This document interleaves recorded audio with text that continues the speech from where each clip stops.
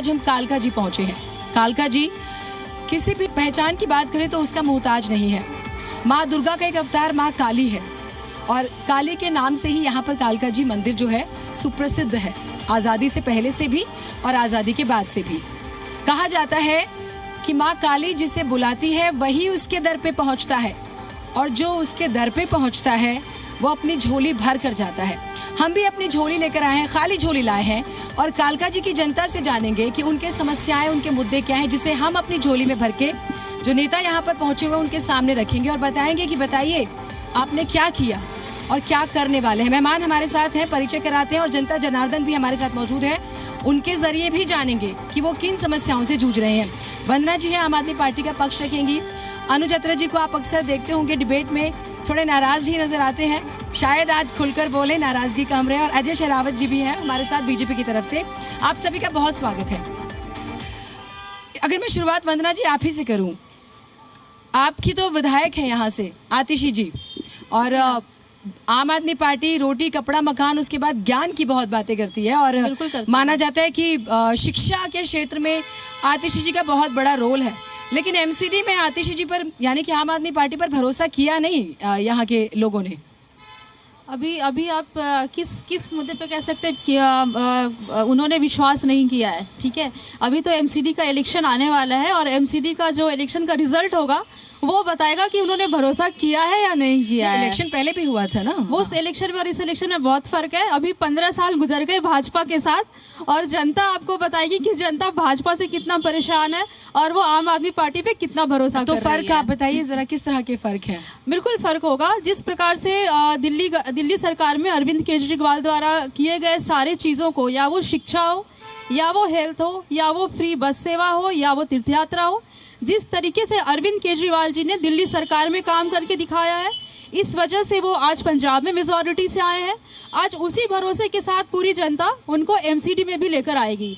और जो ये भाजपा पिछले 15 साल में जो कुछ भी नहीं कर पाई एमसीडी के अंदर, वो सारे काम किए जाएंगे और ये एमसीडी का भी काम कोई कर सकता है अब तो सिर्फ और सिर्फ अरविंद केजरीवाल जी ही कर सकते हैं। ठीक है, जैसे ख़ास तौर से हम देखते हैं कितने स्कूल बन गए, कितने हॉस्पिटल्स बन गए, कितनी जॉब्स आ गई दिल्ली में, और उसके अलावा करप्शन की बात बाद में करेंगे और डीटीसी का भी जिक्र करेंगे। दिल्ली जल बोर्ड बहुत चर्चा में, एक्साइज पॉलिसी बहुत चर्चा में। अजय जी आप तो बहुत खुश हो रहे होंगे, लेकिन मुझे आप ज़रा बताइए आप लोगों को क्यों मौका दे कालका जी वाले? हम जब यहाँ पर ग्राउंड रियलिटी चेक कर रहे थे, इंक्रोचमेंट तो ज़बरदस्त है यहाँ पर, आप देखिए। और दूसरा ट्रैफिक, पार्किंग की बहुत समस्या है।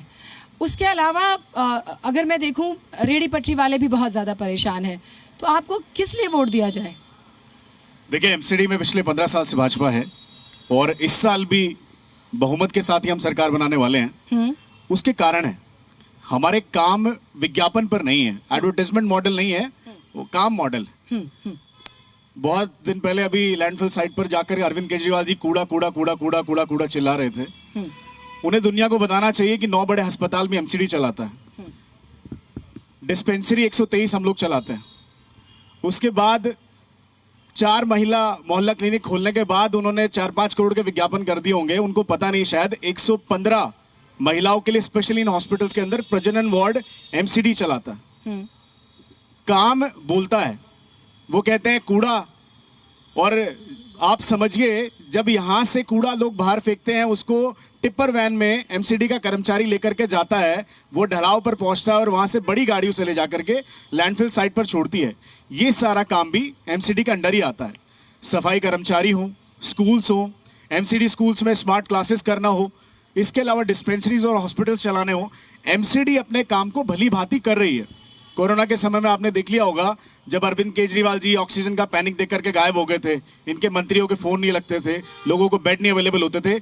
यही एमसीडी है जिसके तहत आने वाले अस्पतालों में 3200 बेड पर सब कोरोना के लिए ट्रीटमेंट सीख कर रहे थे। नेताजी मटर छीलते हुए खूब वायरल हुए थे। नहीं, मैं फिर जानकारी, आप इंडिविजुअली किसी का कोई फोटो इंडिविजुअली नहीं। हाँ मैं कोविड की अगर आप बात करेंगे, अगर आप ये सोचेंगे कि कोविड का क्रेडिट लिया जाए, तो मुझे लगता है वो सबसे ज्यादा मार्मिक सिचुएशन थी। नहीं, मुझे लगता है पूरे देश में, और सभी एक दूसरे को टैग करते रह गए, कोई रिस्पॉन्ड नहीं कर रहा था। तो कम से कम उस टॉपिक पे तो रहने ही दिया जाए। अगर आप ऑक्सीजन देने का क्रेडिट लेंगे तो जो लोग मारे गए उनका क्रेडिट भी लेंगे क्या? देखिए, मुझे लगता है कि वो आपकी इंडिविजुअल सोच, नहीं इंडिविजुअल सोच नहीं है, इट्स अ जनरल क्वेश्चन। मैं कह रहा हूँ इट्स एन इंडिविजुअल अप्रोच।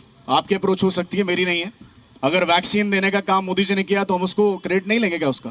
अगर 80 करोड़ लोग को राशन देने का काम किया तो नहीं लेंगे क्या?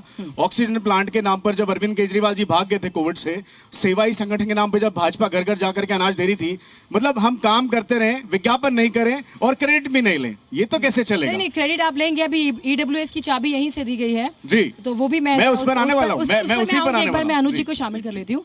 अनुज जी, कांग्रेस पार्टी का तो वनवास निगम से खत्म ही नहीं हो रहा। विधानसभा पे तो बाद में बात करेंगे। क्या आपको लगता है कि क्या कमियां रह जाती हैं? मैसेज कन्वे नहीं हो पाता। आप लोग एक बार फिर से शीला दीक्षित जी के नाम से आ रहे हैं, चमकती दिल्ली, लेकिन उस नाम से और उस काम से तो आप लोगों ने पहले भी चुनाव लड़ा है। इस बार क्या नया रहने वाला है? देखिए, आपने बिल्कुल ठीक कहा कि मैसेज ठीक से नहीं कन्वे हो पा रहा, लेकिन उसके पीछे कारण ये है कि शायद कांग्रेस पार्टी झूठ बोलना नहीं जानती, कांग्रेस के नेता झूठ बोलना नहीं चाहते और झूठ नहीं बोलते। तो आप किसे झूठा कह रहे हैं? देश की जनता और खासतौर से दिल्ली की जनता जानती है कि ये कौन सी झूठों की पार्टी का एक कॉम्बिनेशन दिल्ली में जो आया है, जिसकी वजह से जनता को इन्होंने गुमराह किया है। 8 साल से जो जनता से जो झूठ के वायदे करके और फ्री फंड का जुमला दे करके 3 बार मुख्यमंत्री बने, और हालात ये हो गई है कि जो दिल्ली को जो नंबर 1 बनाने का जो वायदा इन्होंने किया था और जो आज ढकोसला करते हैं, दिल्ली का मॉडल दिखा के दूसरे प्रदेशों में जाके बात करते हैं, जबकि हकीकत यह है कि दिल्ली इनके शासन में, इन दोनों के 8 सालों के शासन में यह हालात हो गया कि दिल्ली विश्व की नंबर 1 प्रदूषित राजधानी बन गई है, प्रदूषित शहर नंबर 1 बन गया है। क्या कारण है कि 2013 से पहले यही दिल्ली वर्ल्ड क्लास सिटी के रूप में जो परिवर्तित हो रही थी, लोग यहां पर इसको वर्ल्ड क्लास सिटी के रूप में देख रहे थे, जिस तरह से विकास हो रहा था, और आज हालात यह है कि जगह जगह कचरे का ढेर पड़ा हुआ है। इन दोनों की नूरा किस्तु ये देखिए कि जिनके पास जो जिम्मेदारी है वो अपना जवाबदेही ना दे करके, और इनके पास जो जिम्मेदारी है अपनी जवाबदेही नहीं देंगे। केजरीवाल साहब इलेक्शन डिक्लेयर होते ही कूड़े के पहाड़ तो पहुंच गए दिखाने के लिए, लेकिन यमुना तट पे नहीं पहुंचे जहां छठ व्रती जो है छठ पूजा करने पहुंचे थे, क्योंकि यमुना की सफाई की जिम्मेदारी उनकी थी। यमुना की जवाब ना दे करके एमसीडी का जो कूड़े के जो पहाड़ बढ़ गए हैं लैंडफिल साइड, वहां तो पहुंच गए। और भारतीय जनता पार्टी वालों का देखिए, ये अपने कूड़े के जो पहाड़ इनके इसमें जो ढेर इकट्ठा हो गया, उस पर जवाब ना देकर के यमुना पर पहुंच गए। सुनिए ना, आपके भी तो प्रदेश अध्यक्ष जब छठ करीब आया तो पहुंचे और वो दिखा रहे यमुना बिल्कुल पहुंचेंगे। देखिए, हम तो विपक्ष हैं। तो उससे पहले तो केजरीवाल जी बोलते कि 2025 में यमुना साफ कर देंगे, और यमुना सफाई तो सेंटर और स्टेट का जॉइंट मैं कहूँ कि एक तरह से जिम्मेदारी है। अलग अलग फंड 2015 में केजरीवाल जी ने दिल्ली की जनता से वायदा किया था कि 5 साल के अंदर मैं आपके साथ यमुना जी में डुबकी लगाऊंगा, यमुना में इतनी स्वच्छ कर देंगे। 5 साल छोड़िए, 7 साल हो गए हैं 2015 से। हम दावा करते हैं, हमारे प्रदेश अध्यक्ष ने वहां पहुंच के उनको आमंत्रित किया था कि आइए केजरीवाल जी यहां डुबकी लगाइए, लेकिन आपने तो छठ व्रतियों के लिए छठ करना भी बैन कर दिया। तो ये कितना बड़ा झूठ बोलेंगे दिल्ली की जनता से। प्रदूषित आपने शहर कर दिया। आप स्कूल और हेल्थ का झूठा मॉडल देकर के दूसरे प्रदेशों में जाकर के खोलते हैं। इनका हेल्थ मॉडल की पोल तो आपका मुकाबला किससे है? आम आदमी पार्टी से, बीजेपी से? देखिए, हमारा मुकाबला ना इनसे है ना इनसे है। हम जनता के आशीर्वाद से, जनता के समर्थन से इस बार दिल्ली की जनता को वही वापस पुरानी कांग्रेस वाली दिल्ली देंगे, वही चमकती हुई दिल्ली देंगे। और दिल्ली की जनता जानती है जो कांग्रेस कहती है वही करती है। चलिए ठीक है, मैं कुछ जनता के भी मुद्दे ले लेती हूँ और उसके बाद ये जरूरी हो जाता है जानना कि क्या जनता वाकई संतुष्ट है। मेरा नाम कमल सिंह है। मैं बेसिकली 186 वार्ड मदनपुर खादर बैठ से आता हूँ और वहाँ से बिलोंग करता हूँ।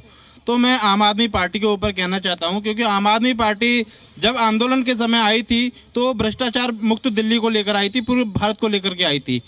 आज जो मुद्दा है कि आम आदमी पार्टी में बेसिकली टिकट बंटवारे के लिए मैं कहना चाहता हूं, क्योंकि जो टिकट बंटवारा आम आदमी पार्टी में हुआ, जिसके पास करोड़ों रुपए हैं उसको टिकट मिला, जिसके पास करोड़ों रुपए नहीं है उसको। तो ये इस आरोप पे कैसे यकीन किया जाए ना? ये तो हर दल के साथ ये आरोप लगते रहते हैं। आपके पास क्या ऐसा आधार है? आपके पास अगर ऐसा कुछ सबूत है तो आपको जाना चाहिए था पुलिस स्टेशन।